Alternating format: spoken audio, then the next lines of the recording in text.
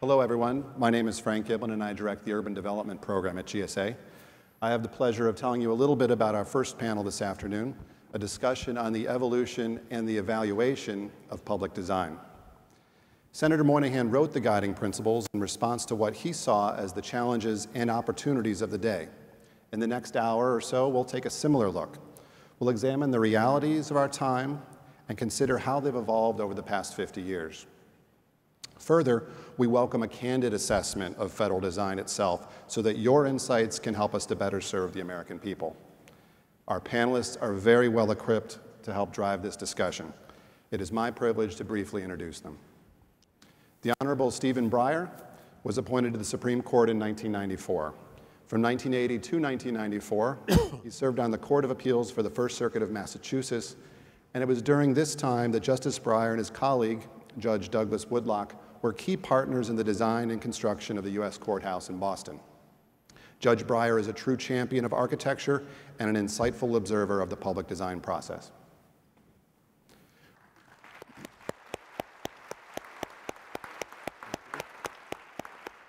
We also welcome David Childs, consulting design partner at Skidmore, Owings, and Merrill. David actually began his career working on the redevelopment of Pennsylvania Avenue with Senator Moynihan. Since then, he has led many projects in the public eye, including the Freedom Tower in New York City.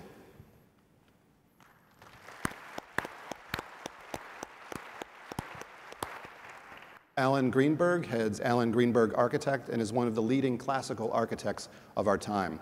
Allan is the 2006 recipient of the Richard H. Driehaus Prize for Classical Architecture, and he was the first American architect to be so honored.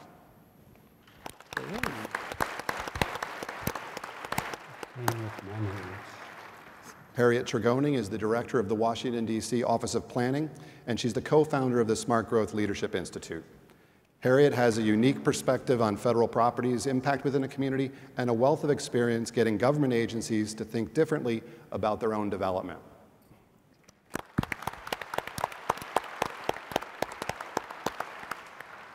Our moderator today is Paul Goldberger, a contributing editor at Vanity Fair and until recently the architecture critic for The New Yorker.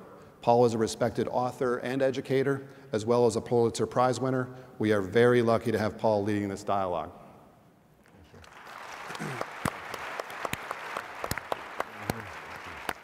Now, for those of you who would like to ask questions, we have volunteers in the aisles who will be collecting note cards through about the midpoint of the discussion.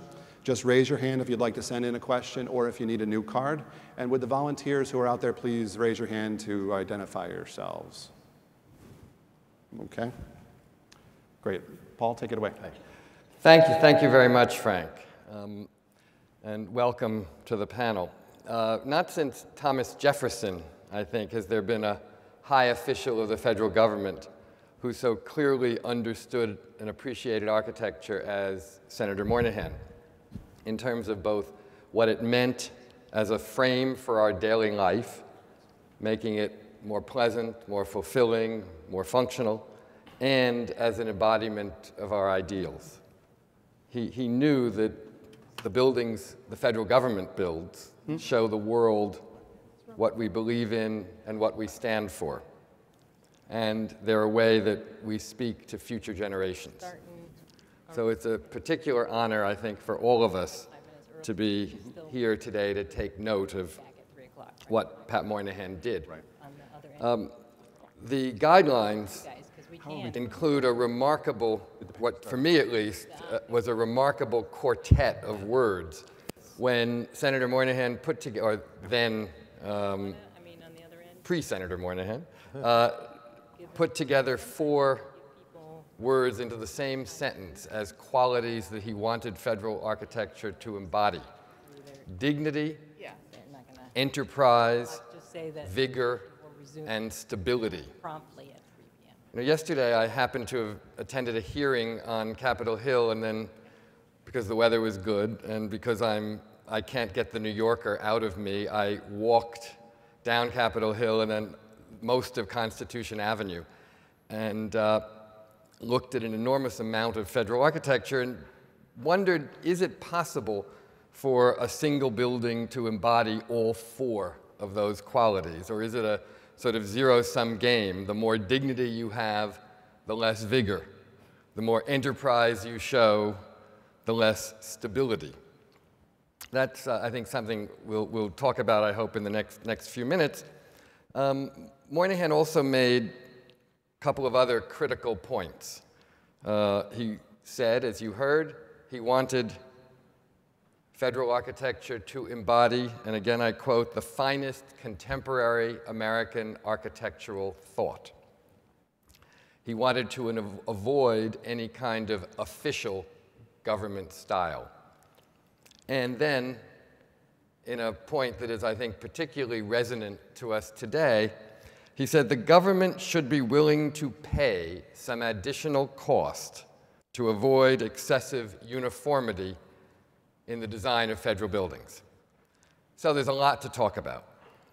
Let me start by asking Justice Breyer if he can say a word about his experience as a client when he was selecting the architect for the Boston courthouse and overseeing its design. And I might also point out that Justice Breyer has spoken out often on federal architecture, most articulately and powerfully, in my view, when he issued what informally might be called a dissent to the Chief Justice's decision to close the main entrance and steps of the building of the Supreme Court to the public and have access through the basement instead. Justice Breyer pointed out the critical role that the original classical design had. Anyway, Justice Breyer, I'd be grateful if you could say a word or two about those things. The first word is I'm not the client, I'm the representative of the client. The client is the public. Okay. The second word, time-consuming. Right. And that's the word. And if you aren't prepared to give the time, you will get nowhere. Right. So if I had one thing to say, which you gave me a chance to say one thing, I would say when you are designing or you have someone in high authority or at least someone that the different parts of the organization, GSA and others, think is in high authority, and that person has to be willing to give lots of time. Where that's so, it works. Right. Where it isn't, I don't know. But I think it took, you're absolutely right that that's the first I know what it took. The first ingredient. It took Woodlock and me. It took Woodlock and me an afternoon a week for 3 years. Right. And it took meeting with, first we had a design competition. Yes. Which no, we did not, sorry, I said it backwards. You see, my vocabulary here is a little bad. But we had a competition for the person, not a competition for the design. Yes. And so when I recommend to other people, I say, do that, because the main thing, we get a lot of good architects. Yes. And the main thing is the architect doesn't know, you know. He doesn't know what your job is like. He doesn't know. So you get that architect, you get him or her to learn what it is. Where did I hear that? I heard Frank Gehry say to Glenn Eiffel, where he's being interviewed in Aspen, Glenn Eiffel asks him, suppose, Mr. Gehry, you had an architect, it was a commercial architect, and and she's thinking, she says, what's the first thing you'd ask him? She's thinking, does he like curves? Does he like, no. He says, the first thing? He says, yeah. What does he sell? Right. Of course. And then he told us, the audience, how he spent quite a long time sitting with the orchestra in Los Angeles to understand how that building would look and function from their point of view. Right. And he sits in the audience. So I would have said, if we had had a design competition, we would have been tempted to pick what's the flashiest design. Yes. But if you have an competition for the architect, then you put him on your team. Right. And his team has to understand what this building is about, understand how it will appear to the people in it and the people outside of it, and let's see if we can further that enterprise. And work in partnership with you. Well, yeah, he has to have us as a partner. Work. I mean, Harry sat there and he went to trials, and he spent a long time. And we saw many courthouses. Yes. And it's not a question of the flashiest one. It is a question of what is the design of the building that will both serve the needs. A courthouse, you know, is like a hospital. It's complicated. You have to have 3 circulation patterns. You have to have the prisoners, the judges, the public. And what will serve those needs efficiently, at the same time, it's going to tell the public who uses that what? Well, first of all, it's not going to leak. And it's not going to have powder coming out of the columns onto the floor. Because what do you think a person who's there perhaps defending his liberty is going to think about a government where the columns are falling apart?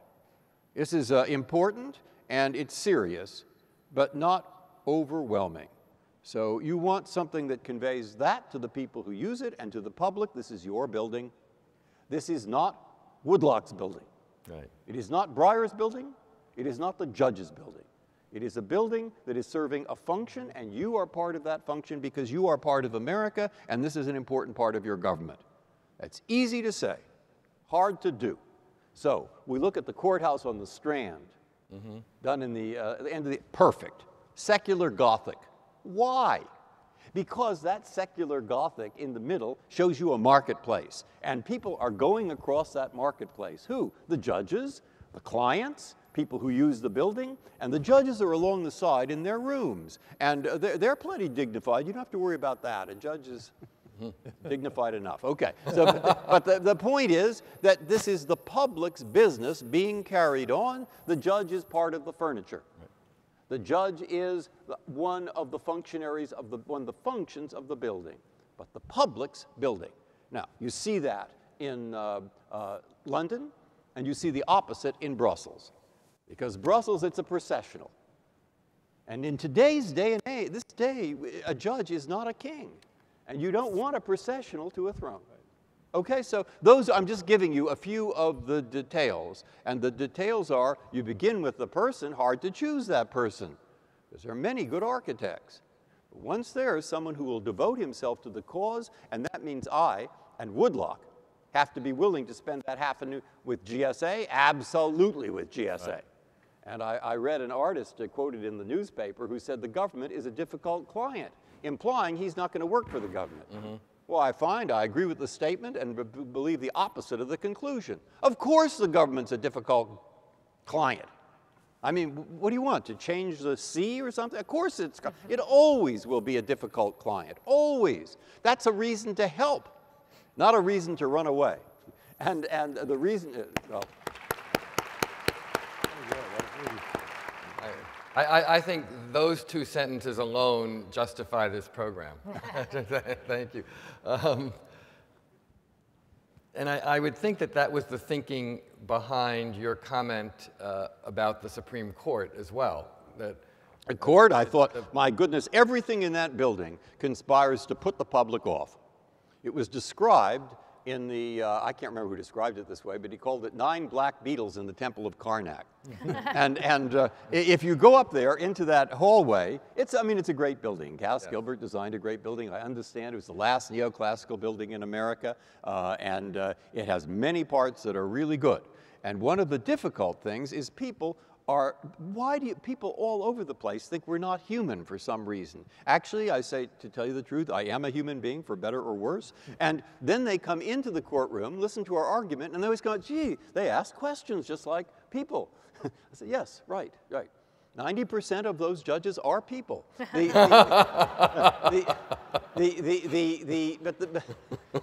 fact is that there's a lot that tells you this is a little bit Brussels-like.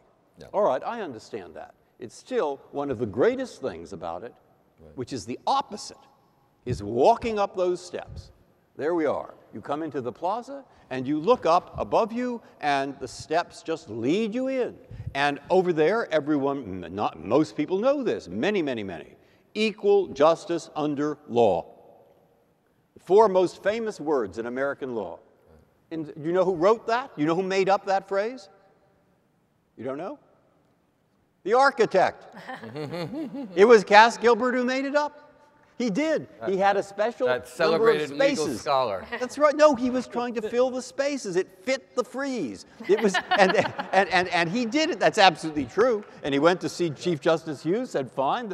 Hughes consulted Vanderbilt, said, sounds good to me. And there we have it, the most famous phrase in American law, taught in every high school. And that is important, to be on that plaza and think that a court, including the Supreme Court, is made up of human beings, and me, no matter who I am, if I have a case, a judge who is a high government official will treat me directly, not a bureaucracy, directly, and deal with my problem insofar as the law is relevant to that problem. That's a very important thing for judges, you see. It's very important that people understand that. And it's the architecture that can help people understand what kind of a judicial system they have. All right, I've gone on long enough. That's wonderful. I didn't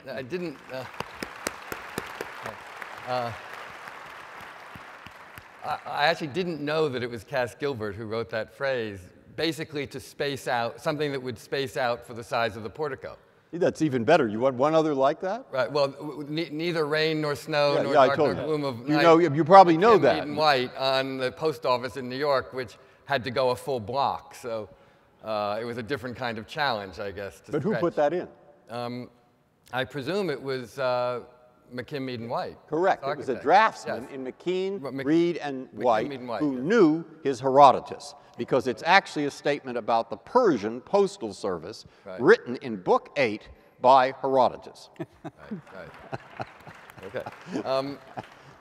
David, you're the only one of us here who actually worked with Moynihan directly, and you were particularly involved in Pennsylvania Avenue, as I recall. Can you talk a little bit about that experience and just what it was like to work directly with him? You were there as the guidelines that we're honoring today were actually taking shape, right? Yes, well, actually, they'd been finished when I started, but to continue this thought, because the logical connection here, in fact, it was part of that Pennsylvania plan that I was working on, where Pat was the vice chairman, and Nat Owings was the chairman of the commission. And I remember at the same time, there was a competition going on for the new addition to the National Gallery of Art. And the young unknown, literally unknown architect, I.M. Pei, came to see me because of the angle of Constitution Avenue and all that intersection that was down there.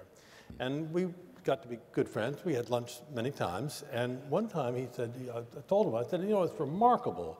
You have this confluence of a great site, a great program, a great architect. He said, the most important thing, David, you will learn in your life is that you have to have a great client. And I took that to heart, and I certainly know that today, as sometimes struggling with clients who don't want to continue to do the things that they should do. And history is replete with that, from Imhotep to Pei on the Mellon Gallery, or Michelangelo as Julius II. In fact, there's a wonderful, great painting of Michelangelo in all of his black clothes, hanging down and hunched low below the Pope, who is all in white, looking up regally above him. There was no closeness, I think, in that relationship. But it's critical that that take place. And in fact, it was such a great blessing for me, because I came to work on the Pennsylvania Avenue plan, which Pat loved to tell the story about his boss, the Secretary of Labor, who turned out to be later on Justice Goldberger, coming down the avenue with the president and looking to the north and saying, this is just terrible. We must do something about the north side of Pennsylvania Avenue. And that's when he, of course, turned to his young assistant, Pat Moynihan, and said, draft me up something, which became the Pennsylvania Avenue Plan, and in concert, I believe, the guidelines for the guiding principles that we now have.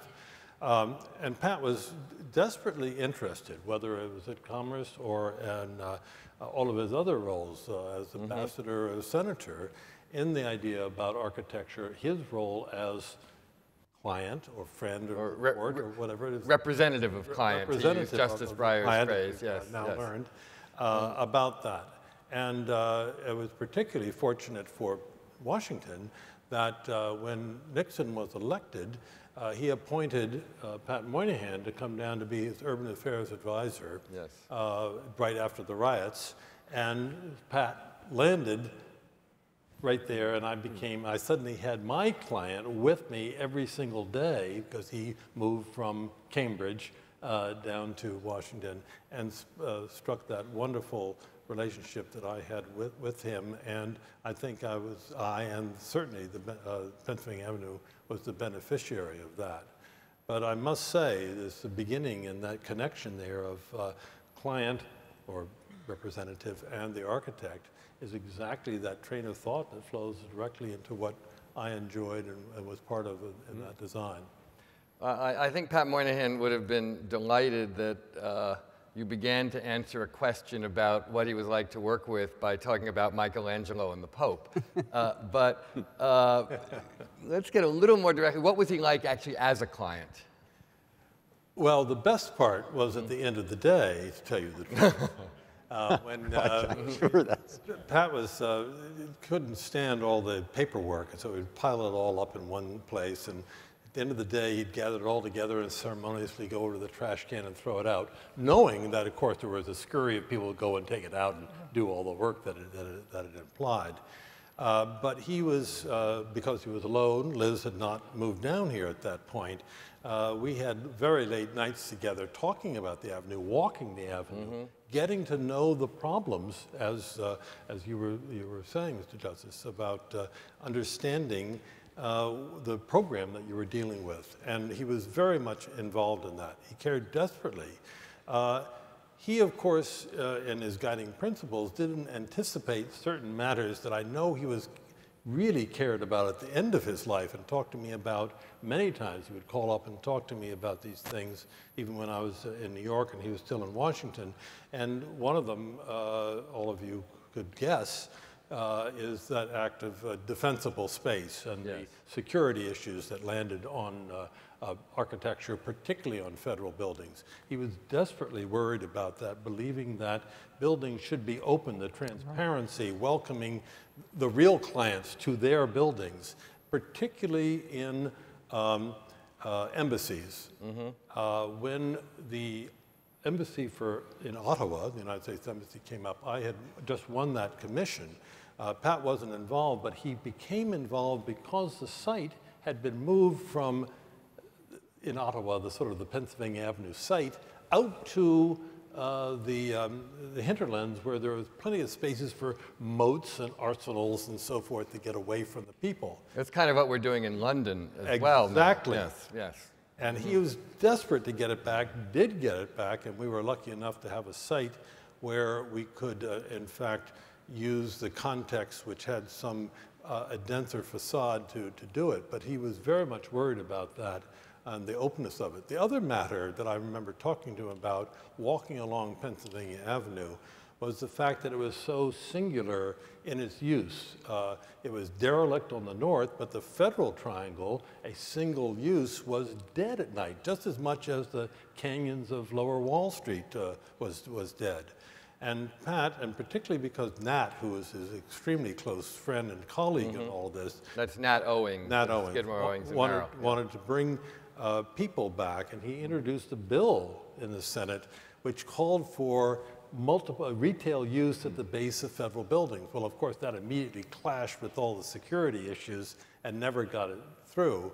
But he did feel strongly about with Nat and worked hard to get new elements put into the Pennsylvania Avenue plan that brought art and people and living downtown. In fact, he ended up with Liz living on Market Square on Pennsylvania. In that round complex, space, right opposite the archives, right? The marketplace, Yeah, where yeah. there was the boat basin for Constitution Avenue that you walked on was the river that came down, and there was the boat basin where the archives was, and he was just overlooking that from the site. What he really liked about that site, though, was looking down not over the archives or Market Square, but the Temperance Monument, which was right in front of the old Acme liquor store. Ah, yes, yes, yes. He enjoyed looking at it Yeah. rather than right being, but he was not particularly inspired by it, No. as I recall. Actually, no. That's great, and I'm glad you brought up security because that's an issue that I think I want to return to in a couple of minutes. It's probably the biggest challenge that the guidelines did not anticipate, we might say, as a category. But first, let me go on to Allan. I thought of you last night because I was at a dinner at the State Department and lucky enough to be in those extraordinary rooms that you and some other architects designed on the top floor, mitigating the architecture of that building considerably. What role do you feel classicism has today in the making of federal architecture?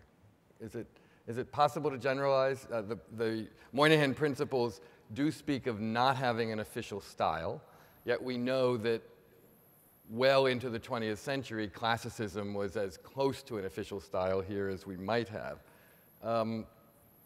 Where should all that stand today, Allan, do you feel? I think the United States is unique among nations in that it is self-constituted. It was the first republican democracy since ancient Greece.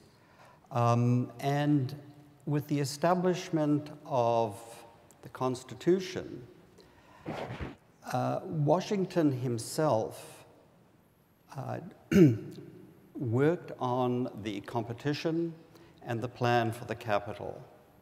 He specifically wanted a dome, and contrary to an earlier speaker, it was not a French dome, and he had no interest in French architecture. He had never left the shores of the United States. He had a small collection of books, although it was by late 18th century standards, it was a fairly large one. But he wanted a capital which was actually then called the Congress House, the House of Congress, that would be admired by foreign visitors coming from the great cities of Europe to the United States.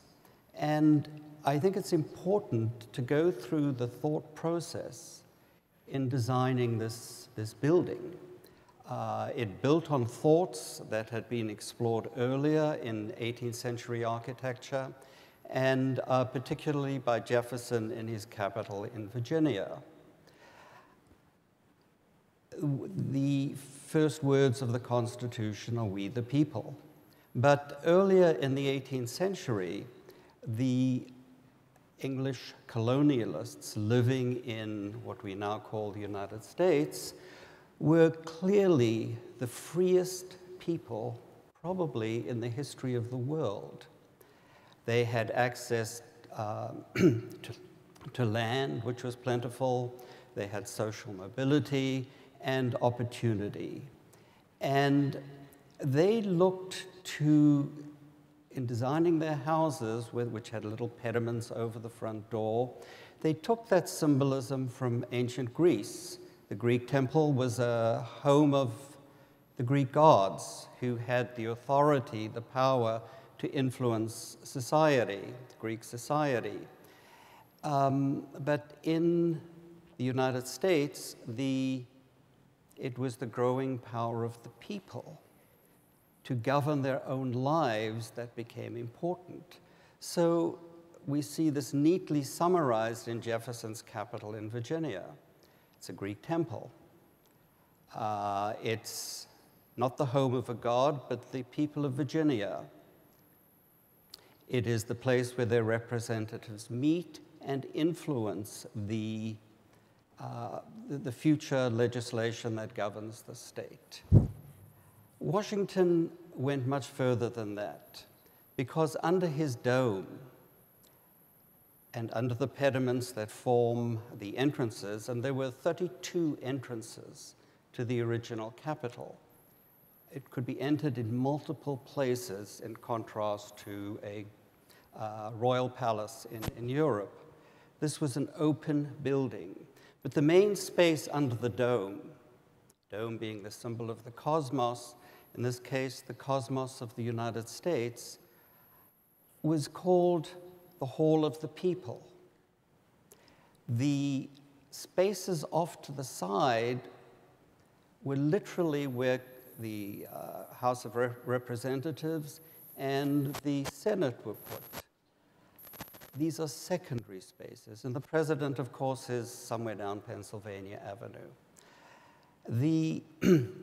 But the symbolism of the pediment, the dome, and the center hall, the main space in public buildings belonging to the people, is a fundamental quality, or at least it was, of American architecture from Capitol and the White House to the 1940s.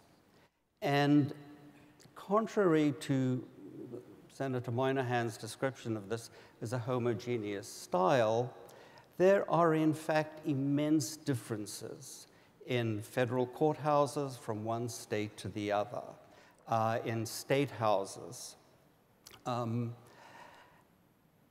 The critical component of all of this, which makes it distinctly different from European societies, is the suffix house. We have state houses. The original Capitol was the Congress House, courthouses, schoolhouses, et cetera, et cetera. This goes back to the opening words of the Constitution, "We the people." These are our buildings. And over from 1800 to 1940, this was part and parcel of all really good American architecture, public buildings. Classical architects are both good and bad, like modern architects, vary in quality. But people would come from all over Europe and marvel at the consistent quality of our classical buildings. The interesting thing about the Moynihan points are that he writes as if this past didn't exist.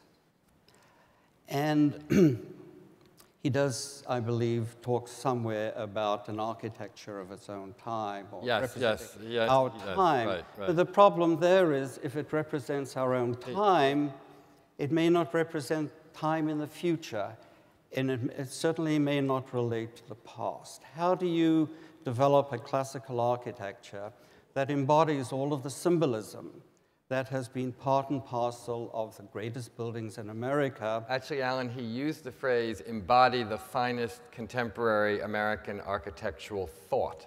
Correct. And that was a key difference, I think, to merely saying the contemporary style. That is correct, yes. I won a competition many years ago for a federal courthouse in Minnesota. And Chief Justice Diane Murphy said, "Allan, I want the building to be such that everybody who walks past it knows it's a courthouse. And it's right across the city hall." And she had other requirements. It shouldn't be overwhelming, et cetera, et cetera. I designed a classical building, influenced in a large part by the warehouses, the Richardsonian warehouses of Minneapolis. But the GSA, in its wisdom, refused to build it. The exact words were, "Not in my lifetime will the GSA build a classical building." So I interpreted that as a good reason never to do federal projects again. But my views are clearly a minority view, but I do believe continuity is important. And I believe, and perhaps this reflects the fact that I was not born in the United States, I'm an American citizen by choice. I believe the founding principles of this country are almost sacred. I don't like leaving American shores and going anywhere else in the world.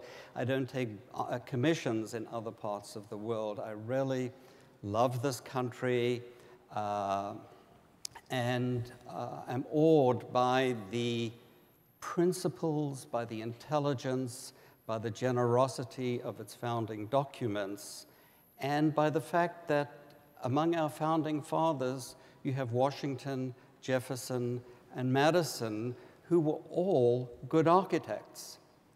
Jefferson was the best, but Washington was a wonderful architect and a better landscape architect than Jefferson. But so continuity for me is a fundamental principle. The one ignored precept of Moynihan was that buildings should relate to the world around them. Too many recent federal buildings, and courthouses in particular, have nothing to do with the cities and the towns in which they are located. I think contextualism is a really important quality that we have lost from federal architecture, and it goes back to the notion of courthouse, state house. These should be house-like buildings. Thank you. The issue of contextualism is actually a perfect segue to Harriet Tregoning. As you oversee planning in Washington, you have this enormous, vast inventory of federal buildings as a given. How much do the federal guidelines affect planning decisions in Washington? Or do they? Do they not? I think the federal guidelines have had a profound effect on the buildings in Washington. But I do think that that effect has kind of ebbed and flowed over the years, depending on the leadership of the federal government, depending on the economy, and most profoundly, since Oklahoma City, depending on concerns about security. And as someone else who really loves our country and loves the way that our civic buildings, our public buildings, have really communicated the highest ideals of our nation to the public. I mean, more so than any civics lesson, the buildings themselves say a lot about the kind of nation we aspire to be, what our principles are, what we live our life based upon. It's been a carnage. Virtually to see what's happened in Washington with a lot of the security measures that have been taken, as if that one issue trumps everything else that we care about. It has come to trump almost everything else, I think. Sadly. It has really been horrible, and I do think, in defense of federal buildings, I think that it's been a learning process, and there have been many security measures that have been taken, especially more recently with buildings that are virtually invisible, where security and accommodating the public realm have been much more in harmony. But that certainly wasn't the case for the first 10 years of this effort. Right. And the remnants of it are still all around Washington, along with the attitude that the public really should really be put through an ordeal to get into a federal building, and that the welcoming of the public into those buildings, that feeling is entirely gone. Right. I agree. Yes, David, please. Just add here, what's ironic is that in dealing with this matter of trying to weave security into the building so it's not apparent, you don't feel it, that there are many security experts who say that's the greatest form of defense is to make it look like it's defensible. And that is a tough thing to deal with. Yeah, please. They're not necessarily in conflict. That's the difficulty, is you can't, there is a problem of security. There is a problem. Yeah. There's a problem of cost. Right. That doesn't mean you're going to build a federal courthouse for 10 cents. Right. And similarly, you don't sacrifice any other value to all other values to security. Right. The difficulty is it's very hard for the GSA to say that. Yeah. And the difficulty is it's very hard when you have a group of people who are paid to be security people. Right. That they will not push it. They will push it to the nth degree. Yes. That's what they're paid for. So it's like any other group of administrators or any other institution. The people who like aviation think Right. that airplanes should be in every backyard. The people who this is normal. That's why I say you have to have someone in authority who can't be the GSA, but who has to identify the people in the GSA are sort of like thinkers, and then get them to the meeting, and then get the security people in there, and then have the architect in there and say, oh, how interesting. Tell me, what are we? Now, I used to say that most of you have been probably to the Sainte-Chapelle. All right, the Sainte-Chapelle in Paris is, in fact, one of the most visited institutions in the world. The wonderful windows. It is in the middle of a courthouse. It is in the middle of the conciergerie. All right? And you have to go through security to get there. Despite that, millions and millions of people every year see it. So you can design these meters and things, your things you walk through, in a way that is not totally putting off and is not going to keep people out. So there are ways of doing it, but they all, to me, involve getting the security people there and saying, thank you, that's so helpful. We certainly understand where you're coming from, and we need this information. Now, let's see, what is it over here that we're going to pay as the price? No, that's a little too much. We don't want to keep the public out of this building. After all, it belongs to them. And so you have to be in a position where the Assistant Secretary of State or the Deputy Attorney General or someone in authority has spent enough time that either if it's the GSA or the security people will be a little hesitant to say no once he says yes. Now, I can give you an example where we succeeded. Please. The courthouse in Boston. To a degree, I think we've succeeded. True. I can give you an absolute example where I failed, the Supreme Court of the United States. I couldn't get it done. I couldn't get it done. I went through those security reports, believe me, with a fine-tooth comb. And I could, but there are 9 of us, and not everybody agrees on everything, and I understand their point of view. Right. Okay? I could not get that done.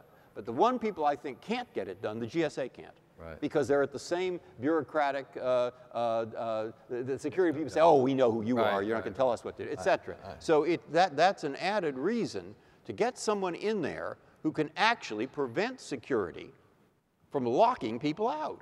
It is a public building, it has to be open. But you have to say that in a way that you're not a threat to them.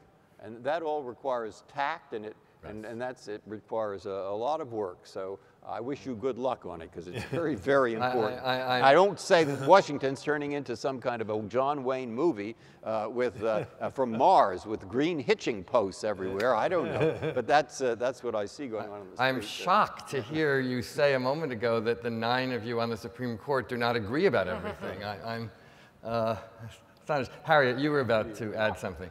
I just think that what's different about a public client like the federal government is that actually values are pretty easy to come by in terms of articulating what are the values that an agency is about, that this particular branch of the federal government is about. So it would seem to me that if those values could be manifest early in the design discussion about a building, that those things could continue to be manifest as the building gets designed, and security might actually be one of the considerations, yes. But it wouldn't end up trumping everything else that's important about that building. And the problem with the retrofit of so many of these buildings for security is that the security was the only conversation. So what do you think about the approach I just said? Because you have to deal with it all the time. What do you think?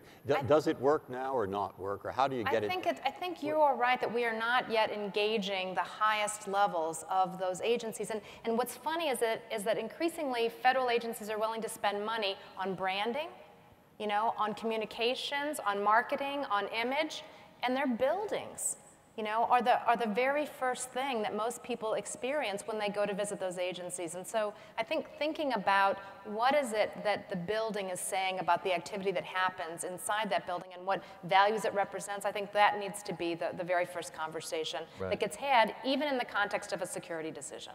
I think, in fact, sometimes all of that attention to branding and PR is, in fact, to mitigate against the negative impact to the reputation of government agencies that security often creates and much of this architecture creates. So, in fact, they're using all these things to make up for the deficit created by these architectural problems. You know, it's in discussions about security, and I was a consultant for a long time to the Chief Justice of Connecticut on security, but also in designing the Secretary and Deputy Secretary of State's offices in Washington. It was constantly a problem because values are so general and, quote, idealistic. Whereas security concerns, where they will have statistics of the number of people, number of times they arrested people standing on the mall with microphones pointed at the Secretary of State's office. These are very concrete concerns. And in my case, I was very lucky. I had the ear of the Chief Justice in Connecticut during all of the Black Panther trials. And with George Shultz, the Secretary of State, he was a man gifted with a very, very strong quotient of common sense. So you are not aware of any security apparatus in the 40 rooms used by the Secretary and Deputy Secretary of State. Good. But it was very difficult debating the security people because you had ideals on one side versus concrete threats. We have just a few minutes left, and some wonderful questions have already come up from you. So let's turn to them. The design-build or design-build-finance method of delivery has been increasingly utilized by the federal government for procurement of design in significant projects. It's minimized or basically eliminated the quality-based selection of design firms. How can we resolve this problem in light of the law, but to keep design quality?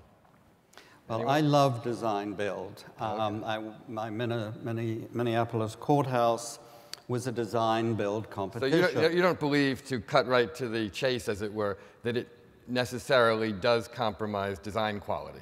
No, if you get the right client, again, to come back to this once more, yes, and that can be that team of design build, then you're going to have the chances of doing a pretty good building.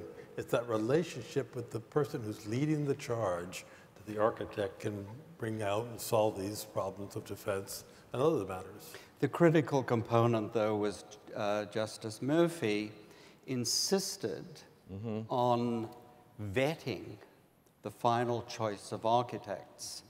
And throughout the competition, she made herself available whenever you wanted to review drawings and comment on them. So that brings us right back to Justice Breyer's very first point that we started with, which is time being the ultimate ingredient in a certain way.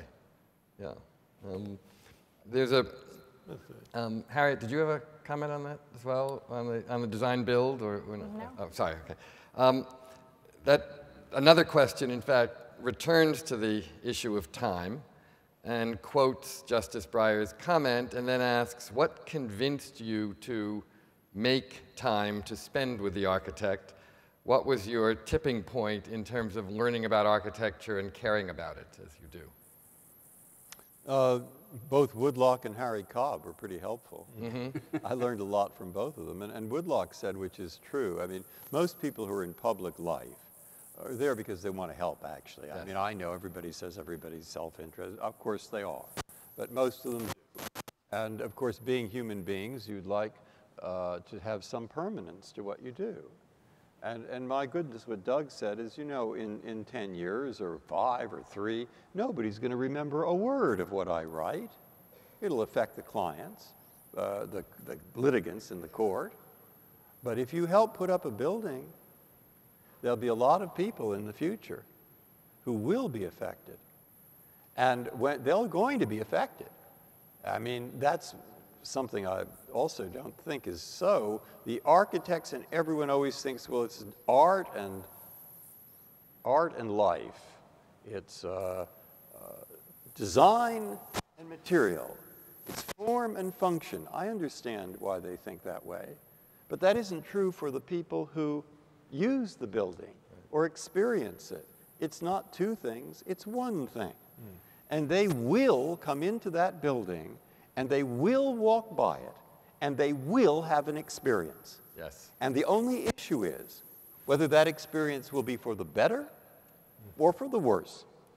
And there, if we can play a part, and I think that's true of every judge, every public official, if you can play a part in seeing that the people who walk beneath, beside, within, and use that building have a daily experience which is both form and function, for the better rather than from the worse, you've helped to create something that has a degree of permanence. Right. And that's a wonderful reward for a public servant. And I'd say you will feel so good about this, 50 times better than if your contribution, as it normally is during a day, 32 meetings where you come out and feel, well, okay, some went well, some didn't. So it's worth the time of that public official. Right. Every architect's already given his time. And you know, it's also true, I think, to build on that, that a generation down the road, when people experience the building, they don't really care if it took 6 months longer than it was supposed to or cost 10% more. That has no bearing on the experience that they have that you're referring to. Yeah. Right. So, yeah. Let's turn to another question. While we embrace and understand the connection of these principles to buildings of the American federal city of Washington, can they be expanded and exported to guide design of the vast number of government facilities across the nation? I think they were actually yes, right. I think they were intended to apply to more than just federal buildings, even though it was the buildings in Washington that inspired them. Is that correct? Absolutely correct. Yeah. I mean, they do, in fact, or should. You mentioned embassies earlier. I mean, I think that's been a particular challenge for us because they are so critical to our image. In fact, they exist as much for that as to do business, and yet we've been conveying a very different kind of image through a lot of them. Well, it went through a terrible time after Oklahoma City, yes, where the State Department there were guidelines of embracing good architects and good clients together were thrown out, and it trumped everything. Yes. And it's the worst place to do it, because even when you're building abroad, you want to have the openness and the welcoming nature of it. We got away with murder in the first case of Canada because this is our closest neighbor. There was no concern about it, but then of course that very day that we gave the first presentation to applause from a city planning agency was the day that the Oklahoma City bombing occurred, and everything got thrown out and started over again. So that very nature, not only of federal buildings to welcome people to their own building, but particularly to welcome our neighbors and perhaps future citizens to our country. No place is it more needed than the openness of an embassy. Right. No, I agree. Yes. Allan raised a point about the third principle, the choice and development of the building site should be considered the first step, which ironically it's the third principle. If it's the first step, I don't know why it's not the first principle. But I think particularly in other locations besides the capital, this context is incredibly important for federal buildings. And I would argue that the federal government can be a leader with their buildings in many, many ways, based on where they site that building, what other principles that they might apply. I mean, I think the conversation throughout the afternoon is going to focus more on what these principles got right and what they might have missed. I think I'll throw in that if we were writing them today, we would certainly talk about environmental design and efficiency. Right, and we would talk about the siting with respect to pedestrians, bicyclists, and transit, that we would want to make sure that those options were available wherever you sited a building, and that, you know, Washington is a great example. We have more than 200 LEED certified buildings in Washington, D.C. We had 9 of them in 2006. A lot of those are private sector buildings, but even the private sector buildings were not unaffected by the leasing preferences of the federal government when it came to high-performance buildings, and certainly the buildings that were built or retrofit by GSA exemplified the highest standards in terms of high performance. So I think that leadership role not just makes markets, but also influences the other buildings and other standards and aspirations for local government and state government in those locales where they happen, especially, you know, if they're sited well and if they pay attention to the context in which they occur. You know, it's interesting and also maybe a bit surprising that the issue of sustainability has not been one of much dispute. I mean, the federal government relatively quickly, it may not have been first at the bandwagon, but relatively quickly came on board and has been pretty direct, straightforward, and committed in that area, I think. I mean, I think it's not a surprise. You know, I always, I won't say I dislike the term green building, but green sounds ideological.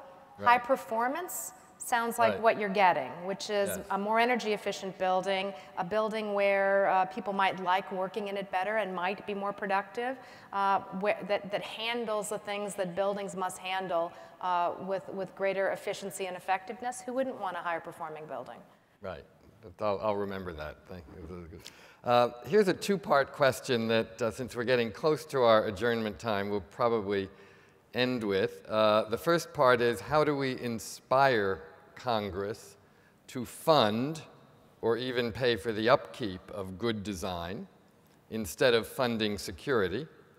And secondly, who is the Daniel Patrick Moynihan of today?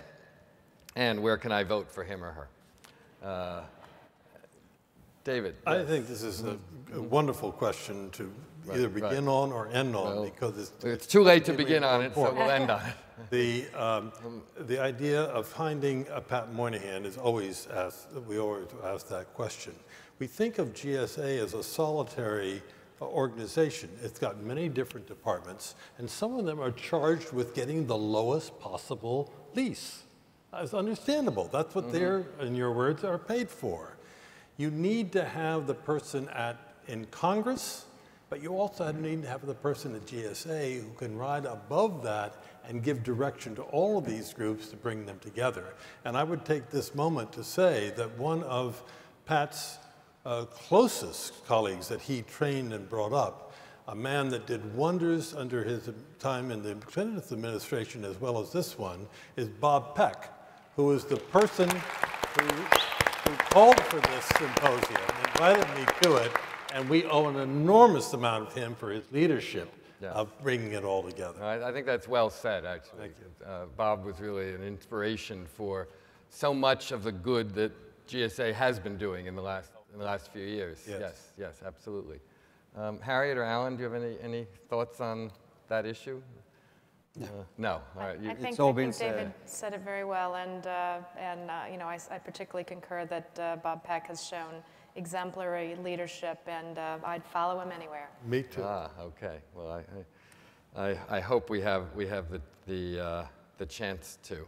I think we're just about out of time, and we've covered it well. Thank you to all of you. Please join me in thanking the panel for being here. Thank you.